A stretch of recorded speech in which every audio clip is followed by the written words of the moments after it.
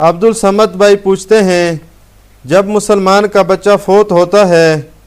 تو وہ سیدھا جنت میں جاتا ہے، کیا غیر مسلم کا بچہ بھی فوت ہونے کے بعد سیدھا جنت میں جائے گا؟ بسم اللہ الرحمن الرحیم نحمدہ ونصلی ونسلم علی رسولہ الکریم اما بعد۔ غیر مسلم کی اولاد اگر نابالغ ہونے کی حالت میں فوت ہو جائے تو اس کا ٹھکانہ جنت ہے یا جہنم ہے؟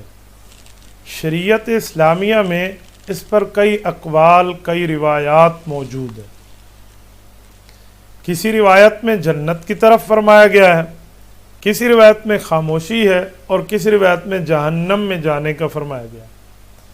اب جب ایک مسئلے پہ کئی روایات جمع ہو جائیں، ان روایات کو شریعت کی میزان میں دیکھا جاتا ہے، اسنادی حیثیت کو، متن کی حیثیت کو، معاملات کو، تو اس بارے میں جو قول فیصل علماء کرام نے لکھا ہے وہ یہی ہے کہ قرآن کریم سورت نمبر 17 سورت بنی اسرائیل پارہ نمبر 15 آیت نمبر بھی 15 وَلَا تَزِرُ وَازِرَةٌ وِزْرَ أُخْرَى، ایک کا گناہ دوسرا نہیں اٹھائے گا، وہ خود اٹھائے گا۔ اس کے تحت تفسیر مظہری میں امام قاضی ثناء اللہ پانی پتی رحمۃ اللہ علیہ نے، مفتی اعظم پاکستان مولانا مفتی محمد شفیع عثمانی رحمہ اللہ نے معارف القرآن میں اس کے تحت لکھا ہے کہ امت مسلمہ کا یہ جو ترجیح والا قول ہے وہ یہ ہے کہ غیر مسلم کی نابالغ اولاد کبھی جہنم نہیں جائے گی بلکہ جنت جائیں گے، لیکن اس پر مختلف اقوال اور بھی موجود ہیں۔ جو قول ہے کہ یہ جنت جائیں گے اس پر ایک حدیث پاک ہے، صحیح بخاری میں ہے، حضور پاک صلی اللہ علیہ وآلہ وسلم نے حضرت ابراہیم علیہ السلام کے ارد گرد آسمان پر جب تشریف لے گئے تھے تو بچے دیکھے تھے، چھوٹے بچے جن میں مسلمان بھی ہیں اور کفار کے بچے بھی ہیں، تو اس سے پتہ چلا کہ یہ جنتی ہے۔ ایک روایت ہے، یہ امام ابن القیم رحمۃ اللہ علیہ نے جو حاشیہ سنن ابی داؤد کے اوپر موجود ہے، یہ وہاں موجود ہے کہ ایک عورت دفن ہوئی تھی، اس کے ساتھ اس کا چھوٹا بچہ بھی، تو حدیث پاک میں ہے کہ یہ جہنم گئے ہیں، تو اس کے تحت کچھ لوگ کہتے ہیں کہ وہ جہنمی ہیں۔ اور ایک قول میں ہے، صحیح بخاری میں موجود ہے، رسول اللہ صلی اللہ علیہ وسلم پوچھا گیا تو اللہ کے رسول نے فرمایا اللہ عالم، اللہ پاک جانتے ہیں ان کے ساتھ کیا معاملہ ہوگا۔ تو یہ تینوں موجود ہیں۔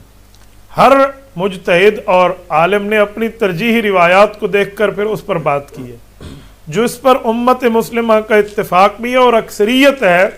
وہ یہی ہے، یا تو اس پر خاموشی اختیار کی جائے جیسے حضرت امام اعظم ابو حنیفہ رحمۃ اللہ علیہ کا مسلک ہے، اور اگر خاموشی اختیار نہ کی جائے یعنی اللہ کے حوالے کر لینا، اگر یہ خاموشی اختیار نہ کریں تو قول بھی بتانا ہے تو پھر جنت کا بتایا جائے کہ یہ جنت میں جائیں گے اور اللہ رب العزت ان سے جنت کا خدمت لیں گے، ورنہ اس پر باتیں اور بھی ہیں۔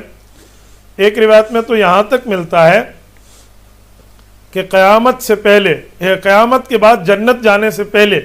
ان بچوں کو رب العزت ایسی عقل سلیم عطا فرمائیں گے جیسے عقل ملتی ہے،